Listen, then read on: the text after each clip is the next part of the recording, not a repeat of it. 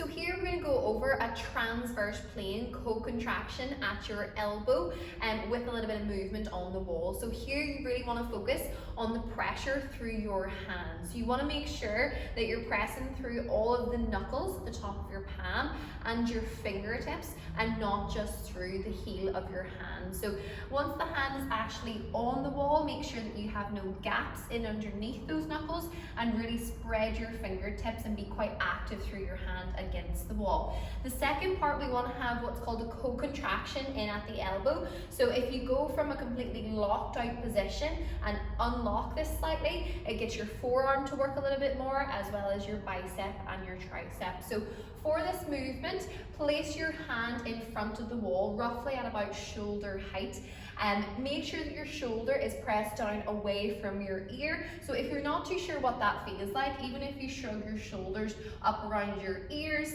and then go in the opposite direction and think about gliding your shoulder blades down and towards your back pocket, and then once those are set up, again, remind yourself of that elbow position and that pressure through your hand. So try your best with this to actually use your hand to do the movement. I want you to try and not use your legs or kind of twist with your actual lower body. Here I'm gonna imagine that I'm opening up away from the camera. I'll also show it in the other direction. But as I sort of push and open up with my chest in this direction, I'm imagining that I'm trying to push my hand away while keeping that slight bend on the elbow. So to show you from this side instead, co-contraction of the elbow, shoulders in towards the back pockets, and from that position I'm gonna open my shoulders up towards the opposite direction, keeping that co-contraction at the elbow, and I'm being super active and pulling through my hand, pressing in with my index finger as well as my thumb. And then coming into the opposite direction, exactly the same principle, but you're going to be just turning with your shoulder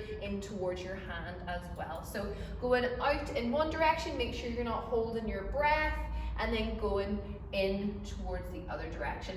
As you come in the ways with your hand, you should feel everything start to work and light up with your pec, again, as well as using most of that pressure from your hand to pull and push against the wall and not use your legs for that movement.